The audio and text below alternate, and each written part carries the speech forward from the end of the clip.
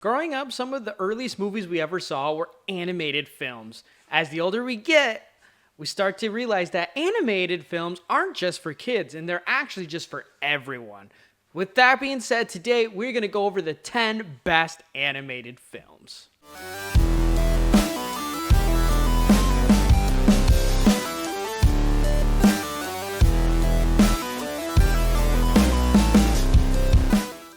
Hey everyone, thank you for tuning in to another episode here at Figure Out Films. I'm your host as always, Chris. And like I said, I'm very excited today because we are going to talk about the best animated films. Now, there's so many different types of animation studios, styles, and even when you get into the different types of animation as well, there's so many different things you can touch on. And today I just figured I'm going to compile what's the best of all of those different types of subgenre of animation and put in what I think is the best animated films of all time. If you missed our last episode, we talked about the best VHS films, so you'll see a couple of VHSs here as well in today's top 10. And then also, if you are new to the channel, consider subscribing so you can keep up with all the movie news with me and top 10s and deep dives. I'd love to be your movie person on YouTube, and I'd love also for us to reach that goal of 1,000. We're getting up there. I know we can get there, so don't forget to like, comment, subscribe, share these videos with all your friends. Let's get it going. Let's hit that 1K. But other than that, let's go ahead and hit top 10. Now, it was very difficult for me to get a top 10 because, like I said, I love animation so much. But let's just get into it off the rip. My number 10 is a Warner Brothers studio. This is Ralph Bakshi's The Lord of the Rings. Now, this is an animated Lord of the Rings movie that I felt like inspired in some ways the Peter Jackson films that would come later on. Now, this animated film came out in 1978. What's great about this film is that it's very, very loyal to the adaptation, J.R.R. Tolkien's Lord of the Rings. It does a really good job touching some of those like deep parts of the story that's not covered in the Peter Jackson movie, as well as it goes from one all the way to the Two Towers.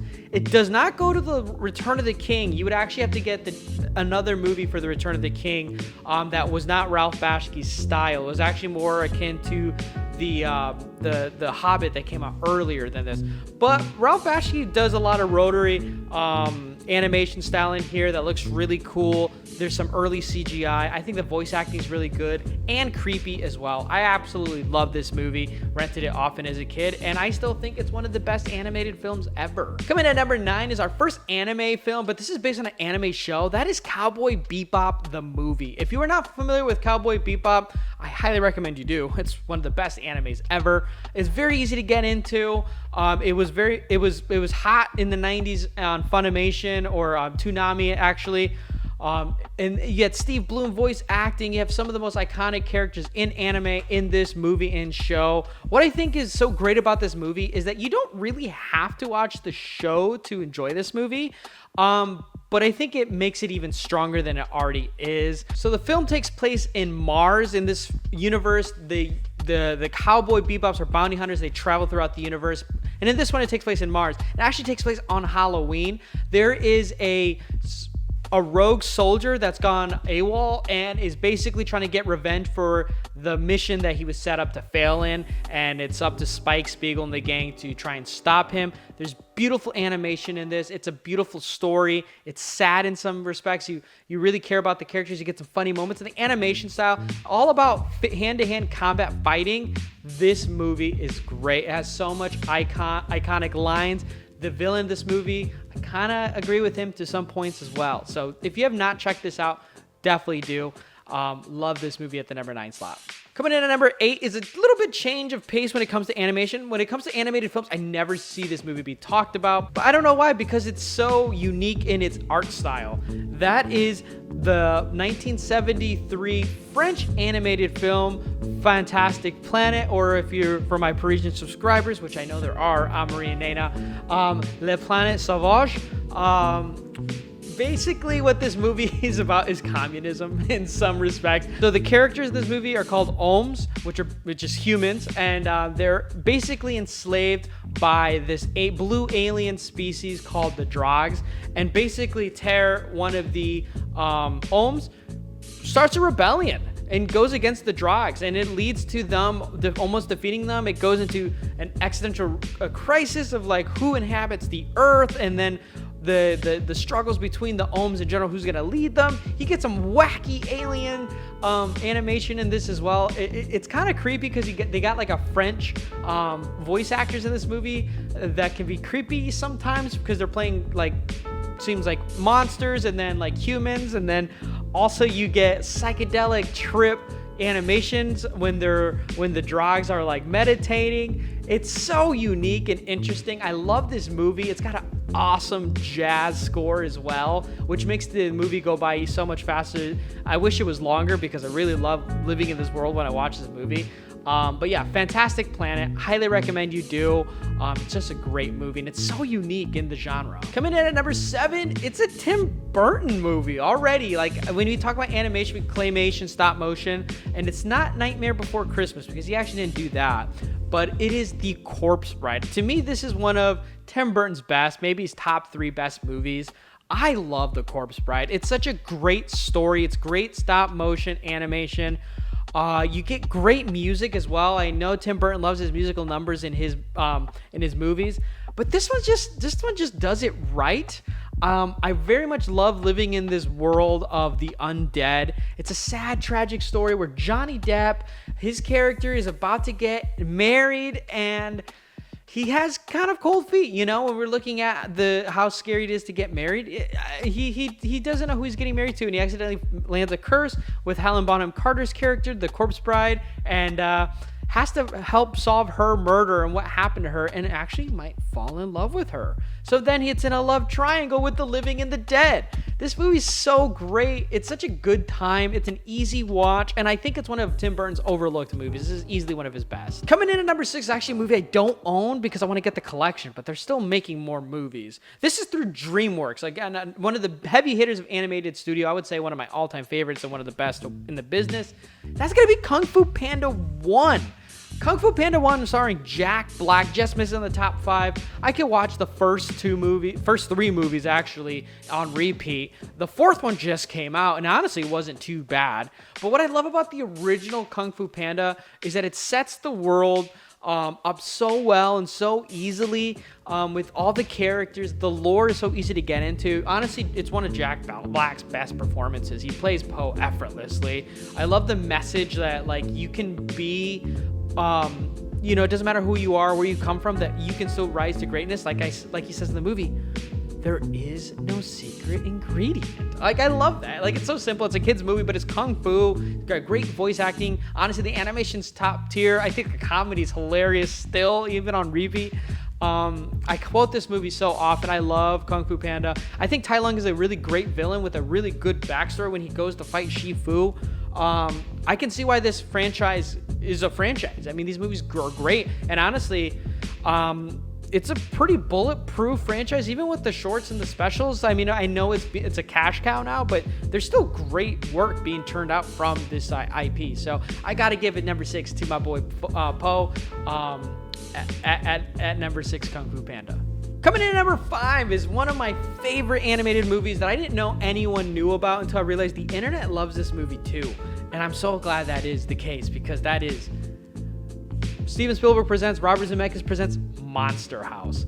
Now, I do like my animated movies to be kind of creepy, a little bit in the Halloween spirit. That's just who I am. But honestly, they churn out some of the best animated movies. And when we're talking about the top 5, Monster House has to be in that conversation. I know the movie has a little bit of a meme because of the house and the spouse. You see what I did there? But honestly, the characters are so cool. The animation is really top tier.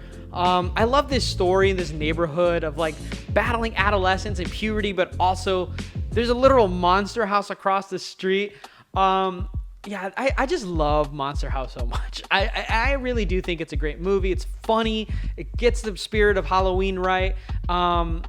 Yeah, it's just a great movie. And honestly, for its time, the animation, this was what, 2006, I think is when it came out, holds up to some of the best movies out right now in terms of animation. So give some love to Monster House at the number 5 slot. Coming in at number 4, it's, I think, a general consensus, one of the best animated movies ever. Even when its sequel is already in that conversation, I would say. I don't own it, and I've seen the first one just a little bit more, so I'm just going to throw it at the number 4. Spider-Man Into the Spider-Verse. We talk about some of the best Spider-Man movies, period. I mean, it's Tobey Maguire's Spider-Man. There's no debate. this might be up there as a top 3 with Spider-Man 1, 2, and then this, you know. Miles Morales' Spider-Man is so great. I had been saying before even this movie came out, and then even after this movie came out, that we just need to drop Peter Parker and start putting out more Miles Morales Spider-Man, because his story is so cool. I love the universe that he is in. I love the character traits that he has. I like how he's juggling different difficulties in his life. I think he's just a fun character to hang out with. And in this movie and then Across the Spider-Verse, it's just elevated even more. Sony knocked this movie out of the park. This is one of the most gorgeous animated movies ever. It pops so well. We talk about 4Ks to get with the HDR on this. It's a perfect blend of animation and style, and it carries some weight with the story. Even though it's a part 1, it could stand on its own as being, you know, and it'd still be one of the best animated movies. So Into the Spider-Verse, and I can go on and on. Nick Cage in this movie, Spider-Gwen, this movie just has so many callbacks to the character of Spider-Man. The jokes are great. Just a great time. Spider-Man number 4. What hasn't been said about this? Coming in at number 3, I think this movie gets lost. I don't know why, because it's one of the best movies from this character, and it's one of like the best movie stories ever. That is Batman Mask of the Phantasm, which I have here in the animated collection bundle. But it's Mask of the Phantasm. It just actually got a new 4K release that I've yet to upgrade. But we talk about the best Batman stories. I mean, The Batman is obviously there, Batman 89 and Batman Returns. I'd even throw Batman Forever for a hot take. None of the Nolan Dark Knight movies, honestly. But we talk about just Batman movies. Mask of the Phantasm probably is a top 3 Batman story in the movies. It's just so great in its romance. That's the thing about Batman. I love the romance of this movie. You get a really struggling Bruce Wayne in this movie. To talk about, forget Batman for a sec, but we talk about Mask of the Phantasm. We're talking about a struggling Bruce Wayne having to come to terms with the loss of his parents in a true emotional depiction of it. Not just him brooding and then beating the crap out of villains, but also having a sentimental side, falling in love with someone who actually cares about him. Is a great thing to see. I think the Phantasm is such a cool, unique design. Actually, as a kid, I thought it was Darth Vader. Yeah, another one of my favorite characters. But then you also get the Joker in an amazing Mark Hamill performance. I love the Joker in Mask of the Phantasm. I mean, it's there mixed with the Christmas special and Return of the Joker, which I could have easily put here as well. But Mask of the Phantasm is just a beautiful story. It's haunting. It's, dare I say, gothic as well. It's just great. And I don't think enough people talk about Mask of the Phantasm as one of the best Batman movies ever, regardless if it's live action or not. So at the number 3 slot, Batman Mask of the Phantasm. At number 2, honestly, this studio's movies can make a whole top 10 on its own, and I was halfway tempted, but I try to keep everything to a studio. And number 2 is my favorite, and I think the best to come out of Studio Ghibli. That is Kiki's Delivery Service. Now, I know Spirited Away is the most accessible for everyone. I would argue even The Wind Rises is probably the best story from Kiki's Delivery Service. And I would also say Princess Mononoke is a fan favorite for a lot of people. But for me, it's Kiki's Delivery Service. It's a very unique, simple story of a girl coming to age, being a witch, which one is cool. Has her black cat voiced by Phil Hartman, which, I mean, bonus points there. And just trying to make herself, it's a little girl in a big city, baby. There's something truly great about this coming-of-age story with the beautiful hand-drawn animation. I love the music of this movie. I love Kiki's struggles as well. They're not just external, but they're internal as well. How it means to be in a community that cares about you, if everyone looked after each other, not just their own. And just, not having to be the best, to be great in your own eyes and other people's eyes too. This is Kiki's Delivery Service to a T. There's a little bit of a romance as well, but at the same time, I don't care about that. I care about Kiki. I care about her struggles and trying to fit in this world. She doesn't want to go back home as a failure. I resonate with that. I think a lot of people resonate. I don't want to go back home. I want to go out in the world. I want to go make something of myself. I want to meet cool people. I want to do things that I like without people telling me what to do. Kiki's Delivery Service is all that, and I love it. And I think it gets better and better on watch. And when we talk about the best Studio Ghibli movies, I think this might be one of the most profitable from Studio Ghibli, but I think people need to realize this is probably the best, in my opinion. from the studio. Yeah, My Neighbor Totoro's cute. This movie's cute too. And I think the storylines of Spirited Away and Prince Mononoke about the stories of about the world and these characters. I mean, this movie has a strong story in my opinion too. So there you go. Kiki's Delivery Service at number 2. Coming at number 1, it's by no surprise it has to be a Disney Pixar movie. They're probably the biggest, best animated studio in the general consensus. And I figured to mix Disney and Pixar together for this movie, their magnum opus, their best work to date, Ratatouille. Ratatouille, I mean, yeah, there's a French theme here, right? Ratatouille is one of the easiest movies to watch. It's one of the best movies to watch. Again, having to do with, it doesn't matter where you come from or who you are or what you look like to rise up to greatness and be commended and recognized by people. I just love this movie. I love the animation. The music is great. I think the voice acting is impeccable. The character animation of this is still so great that it even got an AI filter because it's so popular. It also shows like the cautions of like selling out, like Gusteau and the old head chef at his restaurant, selling him out for fast food and frozen foods and stuff like that, tarnishing your reputation like I've done here on my YouTube channel. I resonate with that. But Ratatouille is just so great. Talk about a movie about food, and it's more than just food. It's like getting along with people that are different than you. There's so many different aspects to it. And then one of the most important tips I can give you if you're cooking is to keep your station clean. I love that. Love that quote. Live by it. Say it all the time when I cook. Ratatouille. And regardless of your age, you're going to love this movie. And it's probably the best animated movie ever made, if we're being really honest here. So if you've not seen Ratatouille, buy the disc. Don't get Disney Plus and stream it. Buy the disc and watch it, because you're going to watch it often after you see it the first time. I promise. And there you have it. There is my top 10 best animated films. If you agree with this list, if you disagree with this list, drop a comment down below, like this video, share and comment with the video what your favorite animated movies are. Do you remember some of your favorites? Again, this is the top 10 best. I could do a whole thing on my favorites. I'd love to do that. Maybe on a live stream, a Q&A sometime. If you'd like to see that, drop a comment down below. Thank you all for tuning in to another episode here at Figure Out Films. If you enjoyed this, look around for more videos, so hit that subscribe button. And remember, if you are not watching animated films, do you really care about cinema? Other than that, I'll see you next time.